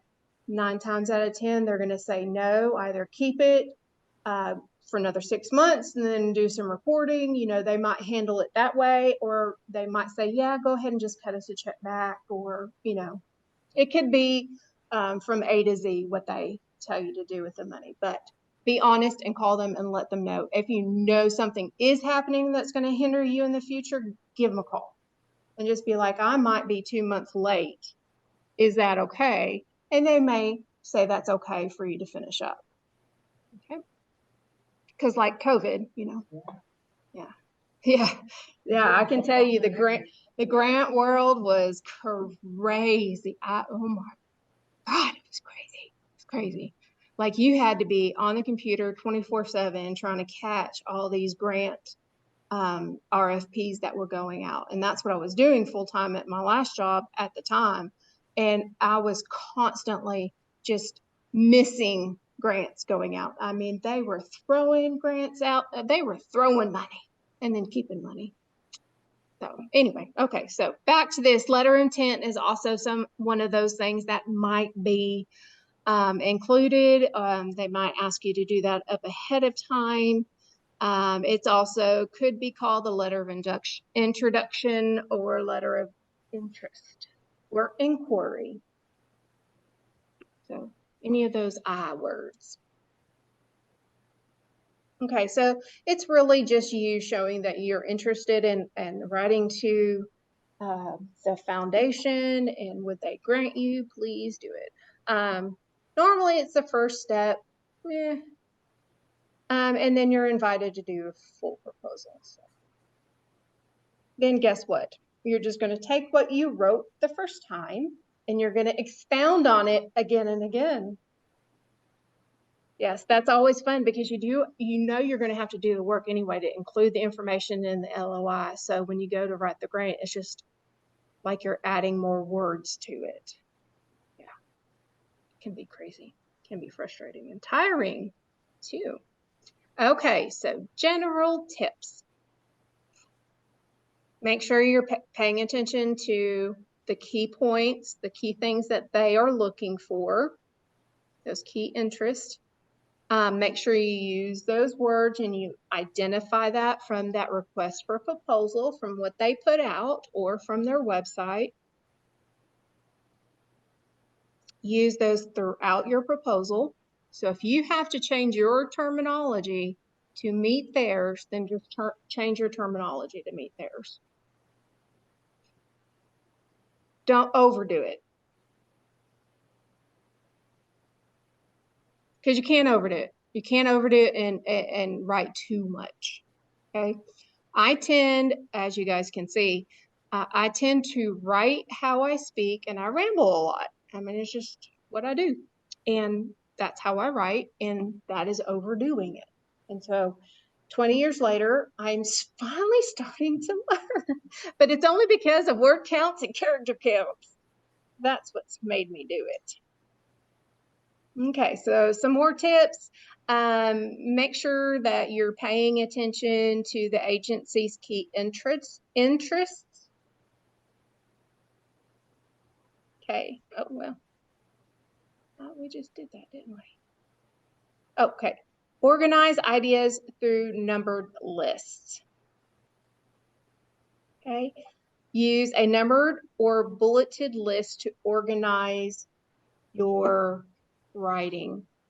Okay, make sure that if you're going to be sticking to some sort of headline, that you use their headlines. And then it is completely okay to list and bullet points. Okay, but it cannot be like over 90% of what you're supposed to do. Okay, so you still have to do quite a bit of writing. Okay, but it's okay to list several things if you need to. So the project has 3 main goals. These goals are blank, blank, and blank. Okay. It is clean and it's kind of clear. You can also translate that over from Microsoft Word to online. A lot of times those little bullets will come out. Sometimes they won't, no matter how much you try to put some type of punctuation in there. Sometimes those online formats just wipe it out. If it does, don't worry about it. Just make it look the best that you can.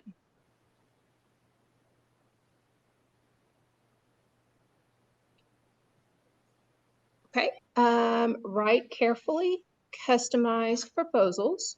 Because remember, we're writing to our audience. Okay, each proposal is carefully designed for each source. So if you're taking that one project that you've already written this grant on for this foundation, we're going to copy and paste kind of for this new funder. So now we got to tweak it for this new funder. So anytime you're reusing your information, make sure it is by your source before you turn it in. Okay, so make sure you go back through all the stuff that you've done to make sure it fits that funder. It can never be the exact same thing twice. Okay, and very rarely are you going to find an instance where it could actually be used in more than one place, as is. Okay. Think about it when you're applying to multiple funders. Okay. Do your research. Talk about that all the time. Which source is most likely to support you? So let's just say you've got 3 deadlines at the same time. How are you going to get it all done? Can you get it all done? Who are you going to go with? Who's going to have the highest percentage that you feel might fund you? Okay, so go with the one that you feel like it might be a better bet. Let's just say if it's something local as opposed to something from Texas. You know, something local might be more willing to support you than something out of Texas. Okay.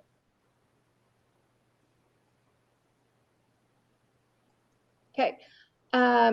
Go after grants of all sizes. Okay. Especially if you're a small organization, because like that you will get discriminated against because you're a small organization. It's just how it is, unfortunately, and there's no way to get around that, except for to blow them out of the park with your narrative is really the only way you can get around that. Okay. Small and big opportunities. So let's just say big as in Walton Foundation as compared to Texarkana Area Community Foundation, which you might get, 500 to 2,000. And the possibilities from Walmart Foundation are upwards of more like your 50 to 100,000. They do big awards and big projects, and they don't do little peons like us. Sorry. They just don't. Okay, so think of it like this. If you secure a smaller grant, that smaller grant could be your cash match for your other grant. So don't rule any money out. All money's on the table for the taking, okay?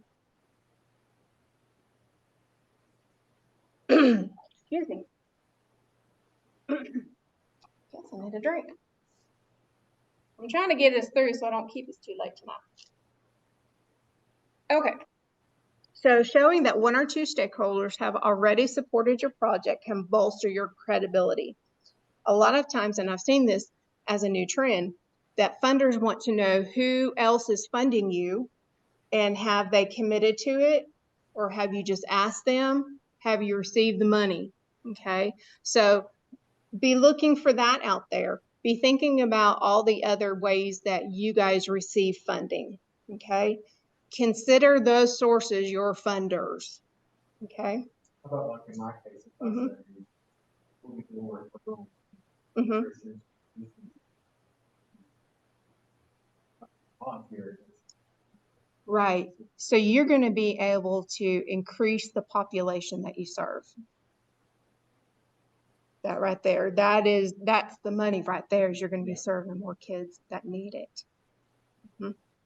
And you can also pull in a community partner that you can partner up with. I always want to make sure that anybody that's doing mental health have community-based partners. So you got your for-profit based, and then you have your community-based, and then any nonprofit over here that might be doing the same thing. Y'all just need to have a group together and just have a standing partnership. So that way, when you write this grant, you can say, oh, well, we do the work with the XYZ, so they're already buying into our organization. And then on top of that, we're serving more constituents. Don't give up, keep on writing. My general tip, don't give up. Even when you can't find everything that you want, don't give up. It's hard work. People don't realize how hard grant writing is until they really get off into it, or they stand outside looking, thinking about, yes, I know it's so hard. It is hard work. Okay.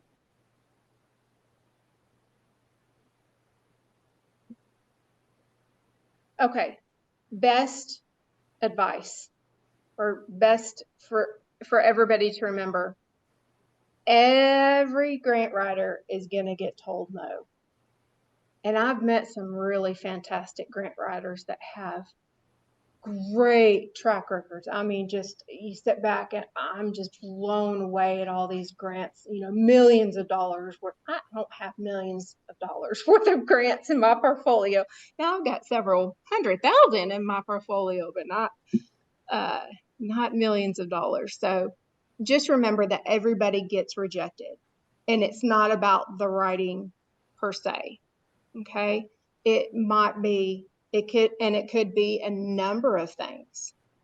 You could have written a really bad grant narrative, but most of the time it's just going to be they had to weed somebody out because they just don't have enough funding to go to every single request. Okay. And that's what it comes down to, is even the best writers are denied. Okay, homework for this portion of the night. Are you ready? So we're going to make an outline of the required elements from your chosen foundation grant. Okay, so print that off wherever you found your foundation grant out, or wherever we're going to find you one, and highlight all those important things. And even if you can't find one that is specific to you, then just find one on the internet so you can practice. Okay.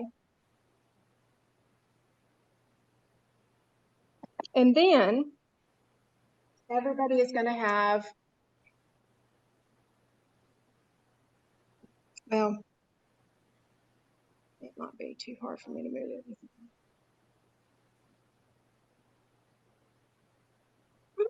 Either online. Mhm.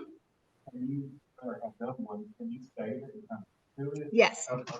Yes. That's Yes. a lot. I've only seen one that wasn't, and you kind of knew that going into it, so you had all your ducks in a row, so then you could just submit it.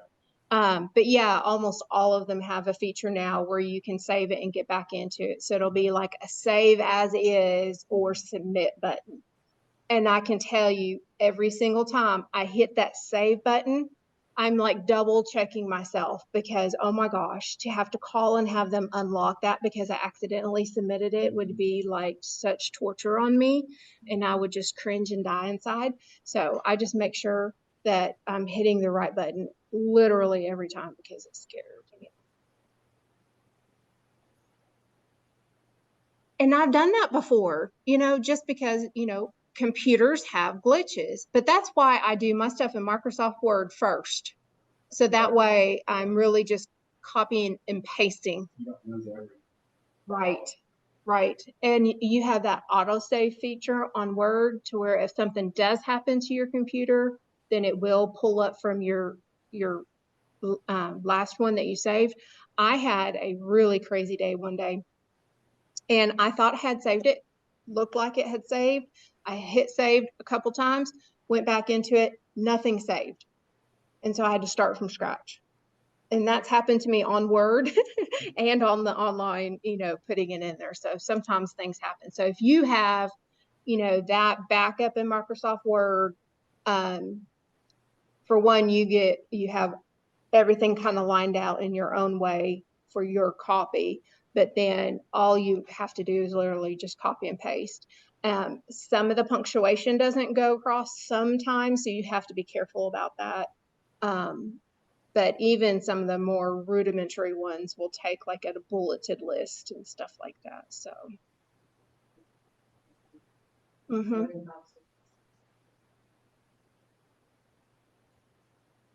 See, I've done it. So can you imagine writing through the whole need statement and all of that, and you've got all your data in there, and it's just like, God. Okay, I'm trying to pull this up. Okay, so we're going to be looking at this form right here, this needs statement. Everybody have a copy of that? So what I'd like for you to do, so you're going to be highlighting your RFP, just kind of knocking out all that information. And then what I would like for you to do is go down through this form. Don't do a paragraph, maybe do a sentence or two, just to kind of get a feel for it, okay? Do a needs statement based on your organization. So we have kids that need higher reading levels, so we're going to do an after-school program, something like that. Describe the project in a sentence or two. Write out maybe a goal or objective, maybe a couple. And then what are your organization's qualifications? And then what would be your budget? Okay, so just practice, just a little practice to get kind of familiar with what you would put in those areas. Okay, so that is homework.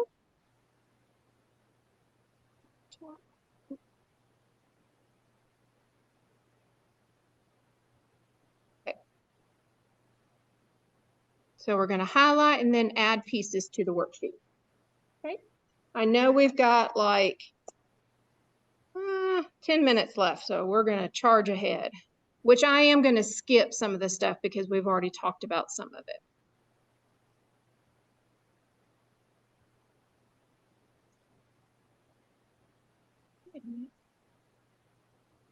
Where are we?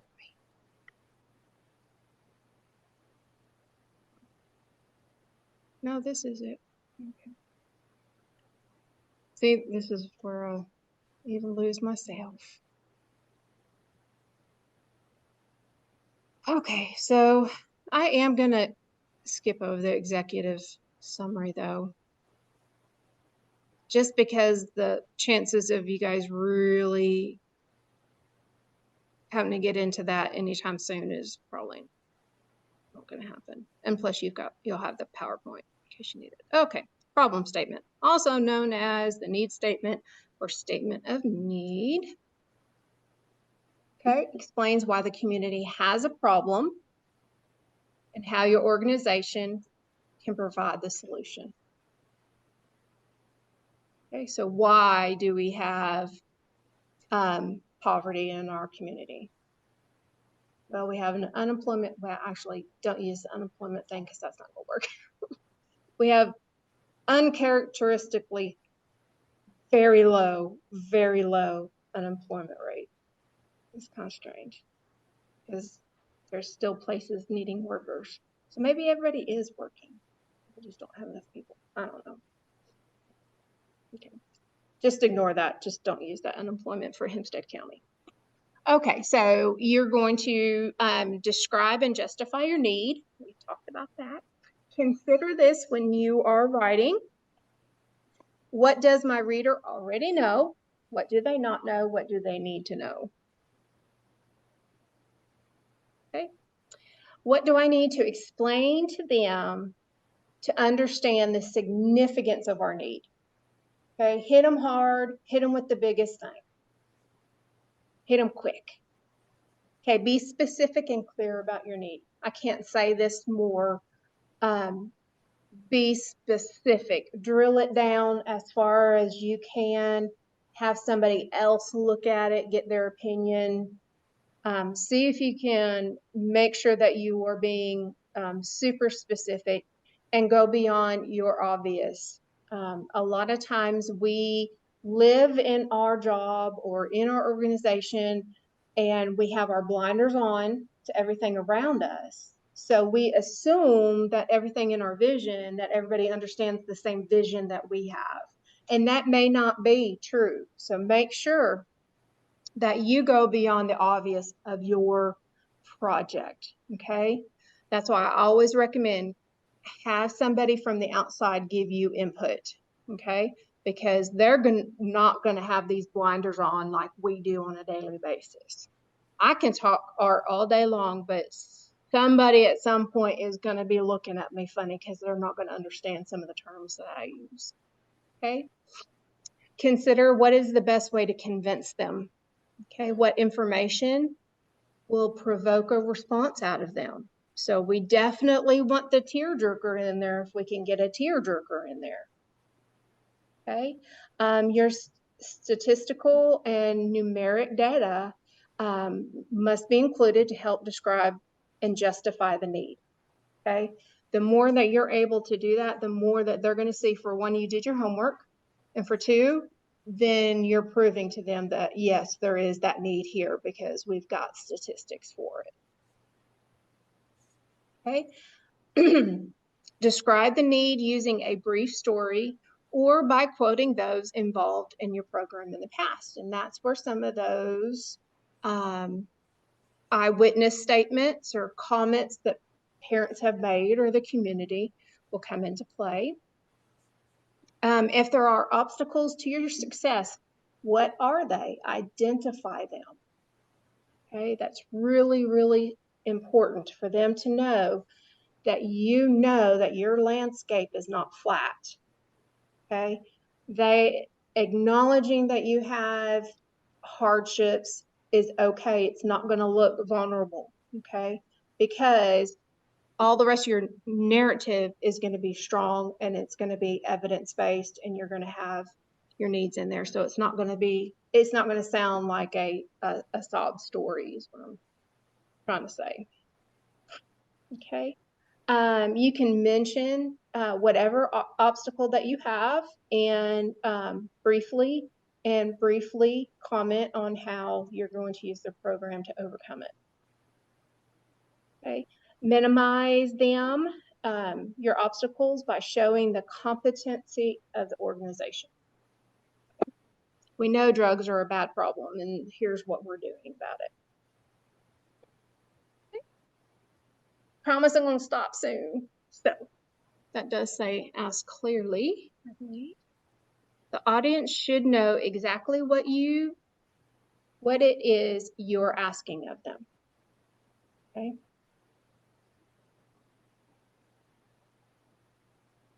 Okay, even if you are willing to take a smaller amount, state your goal amount.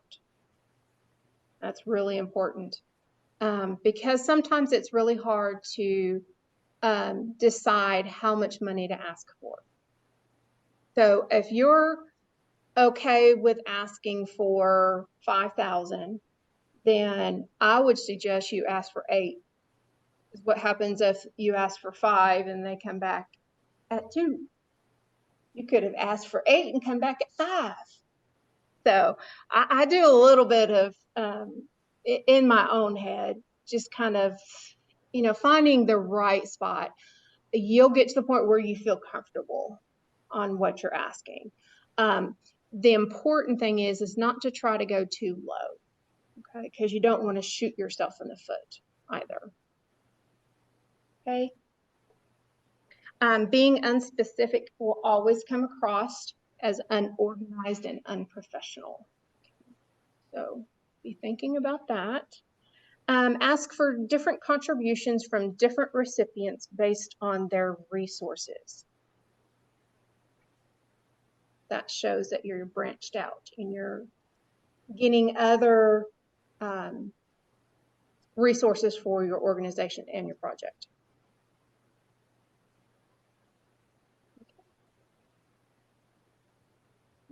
Okay, so other aspects of your request should be modified to fit the type of contribution you're requesting. So it just depends on who you're writing to and what they're going to allow. Let's just say, for some odd reason, this foundation is going to let you do administrative cost. Well, then we're going to switch our focus and we're going to ask for some admin. So it might be you get into a certain type and you've got to change gears as you're going along. Okay. So state the benefits of your program. Okay. And those benefits aren't just you guys receiving their money. It's the people in your program that are going to benefit from it, and it's going to be the funder who's going to benefit from it as well, because you're extending their reach into the community through you. Clearly and in concrete terms, what will the grant award will do for both parties? Like I said, you're extending their reach into the community. They're putting funding for, XYZ, let's say another staff position. So they're bringing in employment to the community through their dollars. They're making sure that children receive higher test scores because they're involved in art programs. Okay, and for you, what will the grant award do for you, for your organization? What is it going to alleviate? What is it going to help with? What is it going to make better? Okay. Yeah, provide concrete, specific details to help the grantor imagine the impact of their investment. I think we're probably going to stop about here today. Okay, so if you are requesting a grant for an after-school Thanksgiving dinner, tell the grantor how far $5 will go with detail. Okay, so think about that in your head, and I'm going to flip to a scenario. So how would you tell this funder that $5 per kid is going to go a long way? Okay. A donation of $5 will provide a middle school age student with a nutritious home-cooked turkey dinner. And you could always add in there, and it's probably only going to be his one meal a day. So add that on there. A little bit more detail to really suck it to them. Okay, so we're going to go ahead and stop here, whatever page we might be on. Next week, we will finish up the pieces. We will go into the process, and then we will follow up with the follow-up and talk about our one page. So next week, we're going to be hitting it hard because it's our last day. We're going to get through it quick. And I am going to try to flip through some of this stuff that's redundant. And I'll try to catch just the highlights so we don't go over too much. Okay, y'all hit us up either in chat or email, and you guys, well, Zoom has my cell phone number. If anybody needs my cell phone, let me know here in person and I'll get you that.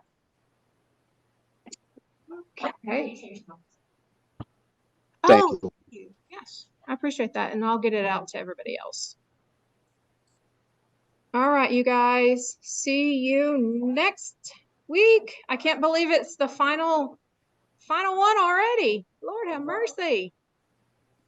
Talk about having fun. That's right. Thank you, guys. I don't know what I need to do to help. Thank you.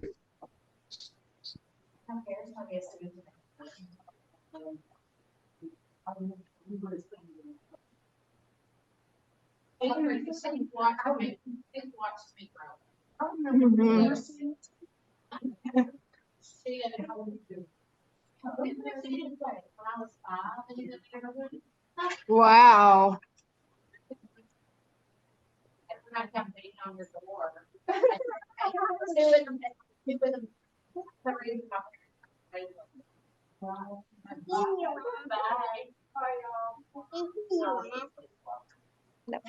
Yeah, so it's my sister. Excited about the workshop that was starting on. We're talking about the t-shirt.